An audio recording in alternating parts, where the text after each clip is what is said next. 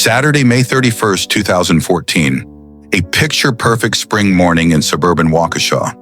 Blue skies, golden sun, families preparing their weekend lunches. There were no signs of the devil, no dark clouds, only peace. A peace that was truly unsettling. Greg Steinberg was out enjoying his day off on his bike. The trail winding through David's Park was a familiar route for him. But today, at a turn near the edge of the woods, he saw something that didn't belong in this peaceful picture. A mass of purple and yellow lying in the grass.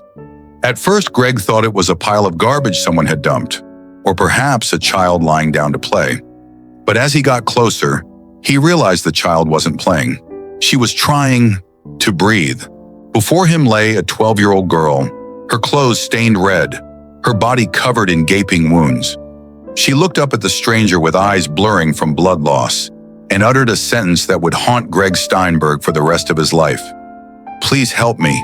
I want to live." Greg immediately dialed 911. Panic seized the moment. No one understood what was happening. An accident?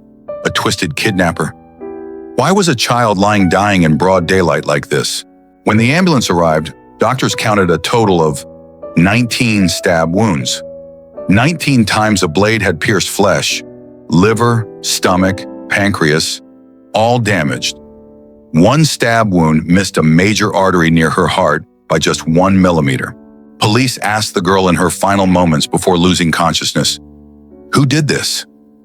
They expected a description of a strange man, a wanted criminal. But no.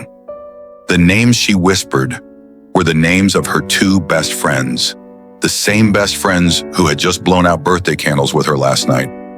Welcome to Strange Frequency. This is the Slender Man stabbing. While doctors were fighting every second to save Payton's life, at the Waukesha Police Department, a different scene was playing out. 2 suspects had been caught walking on Interstate 94. In their backpack, a kitchen knife with a 5-inch blade, stained with blood. Picture the scene. Not hardened, tattooed criminals, not raving drug addicts. Sitting across from the detectives were 2 12-year-old girls, Morgan Geyser and Anissa Weier. They looked exactly like the children you see on the playground every day. Innocent, shy. The first thing that sent chills down the police's spines wasn't the confession, it was the attitude. Morgan Geyser sat there, eating the pizza the police gave her. She complained that she was hungry and tired. Not a single tear, not a single tremble of fear. When asked how she felt after stabbing her friend 19 times, Morgan replied with the calmness of someone who just finished their homework. "I was going to do it. It was necessary." Psychologists later called this emotional flattening, a classic sign of schizophrenia. She had completely disconnected from the painful reality she had just caused. In the next room, Anissa Weier presented a different shade of horror. She wasn't cold like Morgan. She was afraid, but not of the law. She was afraid of him. Anissa believed that if they didn't kill Payton, he would kill her entire family in 3 seconds. The motive for this crime wasn't hatred. It wasn't jealousy or bullying. It was to prove loyalty. They wanted to become proxies, servants of Slender Man, and the reward for killing their best friend? To live in Slender Man's mansion deep in the Nicollet National Forest? Both children mentioned a name not found in any census. A figure with no fingerprints. A figure and with no face. Slender Man. Who is he? Why were 2 children in rural Wisconsin willing to kill for a fictional character on the internet? To understand this, we must leave the interrogation room and log into the place that birthed the monster. Let's travel back in time to 2009, when TikTok didn't exist, when Facebook was still in its infancy. The underground world of the internet lay within forums. Here, urban legends weren't told around campfires. They were typed on keyboards. June 10th, 2009. On the Something Awful forum, a Photoshop contest was launched with the theme, Create Paranormal Images. A user named Victor Surge, real name Eric Goodson, uploaded 2 black and white photos, and modern horror history was changed forever. The first photo, a group of children playing on a playground. But if you look closely at the background, you will see him, a man in a black suit, tall and gangly, and most importantly, he has no face. Beneath the photo was a spine-chilling caption. "We didn't want to go, We didn't want to kill them, but his persistent silence and outstretched arms horrified us. Slender Man should have stopped at just being an edited photo. But the internet is fertile ground for dark ideas. The online community went mad for him. They started writing stories, fan fiction. They made videos, marble hornets. They drew art. He became an open-source monster. In 2014, Morgan and Anissa found the Creepypasta Wiki. For lonely children, outcasts of society, this was not an entertainment website. This was the Bible. They devoured every story. They believed Slender Man was real, just like you believe in bacteria or Wi-Fi, even though you can't see them. There is a concept in mysticism called a tulpa. It means if enough people focus their thoughts and believe in an entity, that entity will form and step into reality. Millions of people around the world fearing Slender Man inadvertently fed him. And within the fragile, schizophrenic mind of Morgan, Slender Man actually came knocking. Slender Man doesn't kill indiscriminately. He needs proxies, servants. Morgan and Anissa believed that if they killed a person, they would prove their loyalty. What was the reward? To be taken by Slender Man to live in his crystal mansion deep in the woods. To them, that was not murder. It was a ticket out. It was the only escape from a boring life, from being bullied at school. Killing Payton wasn't a crime. It was an initiation ritual. Normally, madness is a solitary island, the mentally ill live in their own world where outsiders cannot penetrate. But in extremely rare cases, madness can spread. Medicine calls this folie à deux, shared psychotic disorder. For this syndrome to occur, two factors are needed. A primary, the inducer, the one who is truly ill, possessing strong persuasive power. And a secondary, the acceptor, the one who is weak, lonely, and craving guidance. Morgan Geyser and Anissa Weier were the perfect pair for this tragedy. Morgan Geyser was the primary. After the crime, she was diagnosed with early-onset schizophrenia, a disease inherited from her father. What does this mean? It means that to Morgan, Slender Man was not imagination. He was physically present right before her eyes. He stood in the corner of the classroom. He watched her through her bedroom window. Morgan lived in constant fear, and to cope, she needed an ally. She needed someone to confirm that her world was real. She found that missing piece in Anissa. Anissa Weier was the secondary. At school, Anissa was an outcast. She was bullied for her appearance, for her quirky personality. She craved a friend more than anything in the world. When Morgan, a smart special girl, reached out, Anissa grabbed it like a lifeline. Anissa didn't see Slender Man, but she chose to believe in him. Why? Because believing in Slender Man meant being Morgan's best friend. That was the price of connection. She would rather live in a virtual hell with her friend than live alone in a cruel reality. Their relationship formed an echo chamber. When Morgan said, "He is angry," Anissa would chime in, "I feel it too." A lie repeated enough times became the truth. Reason, morality, the distinction between right and wrong, all were blocked outside the walls of this toxic friendship. And then, Payton Leutner appeared. Payton was a normal, happy, kind girl. She didn't belong to the dark world of Morgan and Anissa, but she was their friend. In the eyes of two delusional minds, Payton wasn't a friend. She was an obstacle, or worse, the perfect sacrifice to open the gates to Slender Man's mansion. The plan to kill Payton Leutner wasn't a spur-of-the-moment decision. It had been hatched since December 2013. For 5 months, Morgan and Anissa communicated through codes that no adult could understand. Cracker meant escape, Voldemort meant weapon, and camping trip meant murder. They discussed the death of their best friend right on the school bus, right during lunch hour, with an attitude so calm it is chilling. In their minds, Payton was already dead.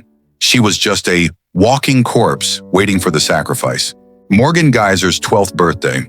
The party was held at the Skateland roller rink. Payton arrived with a beaming smile and a gift in hand. She didn't know that she was the guest of honor at her own funeral. Look at this picture. 3 girls holding hands skating, 2 predators and 1 prey. Morgan and Anissa were waiting. They were waiting for nightfall to execute Plan A. That night, all 3 slept at Morgan's house. 2 a.m. The original plan was brutally savage. Duct tape Payton's mouth while she slept, stab her in the neck, and pull the covers up. Morgan had a kitchen knife ready, hidden inside her jacket. Morgan drew the knife. She stood right over Payton's head. One stab, and it would all be over. But at the decisive moment, Morgan froze. Anissa signaled, "Don't do it now. Blood will get everywhere and wake your parents up." The reason for stopping wasn't conscience. It was the fear of getting caught. They decided to postpone it to the next morning. "Go to sleep," Morgan said. And the most terrifying part is, Payton slept soundly. She slept peacefully next to the two people who had just held a knife, planning to take her life. The next morning, the sun rose. Morgan's mother made pancakes for breakfast. Payton laughed and chatted, unaware she was eating her last meal as a whole person, because Plan B had been activated, a walk in the park, and this time, there would be no hesitation. Saturday morning, May 31st, the three girls arrived at David's park. For Payton, this was just a post-birthday hangout. For Morgan and Anissa, this was the staging ground. They stood at the edge of the park, where the green grass ends and the dense forest begins. It was the boundary between the real world and Slender Man's world. "Let's play hide and seek," Anissa suggested. It was a trap, a perfect excuse to lure Payton deeper into the woods, away from prying eyes. Payton innocently agreed. She walked into the woods, unaware that she would never walk out on her own again. They went deeper into the forest. The game began. But this wasn't hide and seek. This was a hunt. Anissa and Morgan constantly signaled each other. The pressure was mounting. Slender Man was watching. They had to act. But killing isn't as easy as it is in the movies. Morgan tried to attack Payton once, but stopped, pretending she had tripped. Anissa also tried to shove Payton down, but she wasn't strong enough. They were 12-year-olds fighting against their own human instincts. They needed one final push to cross that line. And then, the moment arrived. Payton was kneeling down, playing in the dirt. Anissa turned to Morgan and commanded, "Do it! Go ham!" That was the trigger switch. Morgan was no longer Morgan. She was a proxy. Morgan lunged. She tackled Payton and began to stab. 1 stab, 2 stabs, 5 stabs. The frenzy took over. No technique, just panic and pure violence. In total, the blade came down 19 times on the small body of her best friend. Payton lay in a pool of her own blood. Using her last bit of strength, she looked up at her two friends and asked one single question. Why? It was a question of betrayal, more painful than any physical wound. But there was no answer. Anissa told one final lie. "Lay still. We're going to get help." Then they turned and walked away. Not towards town to find help, but deeper into the woods, towards the Nicollet National Forest, where they believed Slender Man's mansion awaited his new proxies. The backs of her best friends faded behind the tree line. Silence returned to envelop the forest. Payton Leutner lay there all alone. Blood was draining from 19 wounds on her body. She felt the cold invading every fiber of her being. She waited. She hoped her friends were telling the truth, that they were going to get help. But minutes passed, and no one came. And in that moment near death, a brutal truth emerged. They were not looking for help. They left her to die. If she wanted to live, she had to save herself. Payton began to move. Unable to stand, she had to use her elbows and knees to drag herself. Every movement was torture. Every inch forward tore open her wounds. Mud clung to her flesh. Branches scratched her face. But she did not stop. She crawled out of the dense forest, crawled through the long grass, heading towards the faint light of Big Bend Road. It was the longest journey of her life, even though it was only a few hundred meters away. It was the extraordinary strength of a 12-year-old child refusing to surrender to fate. Finally, she reached the roadside, and Greg Steinberg, the cyclist, appeared like a guardian angel. When he saw her, Payton was exhausted. She used her last breath to say, "Please help me." The lifeline to survival was reconnected. The ambulance rushed in. Paramedics were stunned by her condition. Her clothes were soaked. Blood stained the stretcher red, but Payton remained conscious. She held the paramedic's hand tightly, as if afraid that if she let go, she would be abandoned in the woods again. At the hospital, the surgery lasted 6 hours. Doctors discovered a miracle. Among the 19 stab wounds, there were strikes to the liver, stomach, and pancreas. But there was one fatal stab to the left chest. It had pierced through and stopped just short of the heart's main artery by exactly 1 millimeter. 1 millimeter. That was the distance between life and death. That was the distance by which the Grim Reaper missed his mark. Payton Leutner survived, but the story doesn't end here. While the victim was fighting in the recovery room, where were the two perpetrators? Stay tuned for the manhunt. The Raw. Returning to the crime scene, police seal off David's Park. Based on Payton's gasping testimony before entering the ambulance, police have obtained the suspects' identities. An urgent BOLO, be on the lookout, is issued across the entire state of Wisconsin. Targets: two 12-year-old girls armed and dangerous. The entire Waukesha Police Department is in shock. They are used to hunting down robbers and drug dealers, but hunting down two 6th graders who just stabbed their friend? This is unprecedented. They must find them before they hurt someone else, or hurt themselves. Meanwhile, where are Morgan and Anissa? They are walking along the shoulder of Interstate 94. Their destination, the Nicollet National Forest. The problem is, that forest is over 300 miles away from here. They have no water, no food, no map, only a blind faith. They believe that if they just walk far enough, Slender Man will appear and use his supernatural powers to teleport them to his mansion. They had washed their blood-stained hands in a Walmart restroom earlier. They think they have completed the mission. Now is the time to receive the reward.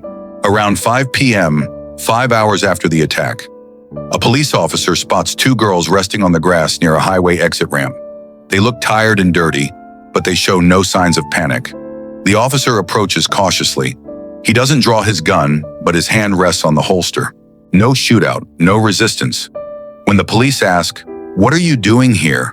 Anissa answers with heartbreaking honesty, "I was waiting for Slender Man." The dream of the Crystal Castle ends with the cold click of handcuffs. Police search their backpack. Inside are strange items, a few candy bars, a change of clothes, and the 5-inch kitchen knife, still crusted with dried blood. It is undeniable evidence. The weapon that nearly took Payton's life lies there, packed away carefully like a school supply. The two children are taken to the station. The journey into the deep woods has closed, but another journey, long and brutal, is about to begin in the courtroom. How will society deal with these two monster kids? Are they criminals to be discarded or victims to be cured? Stay tuned for the trial of reason and madness. As the trial began, public opinion in Wisconsin was in an uproar. Under state law, anyone over the age of 10 who commits first-degree homicide is automatically tried as an adult. Look at the defendant's bench. Morgan and Anissa sit there, swallowed by oversized prison jumpsuits. Their feet don't even touch the floor, but facing them is a sentence of up to 65 years in prison.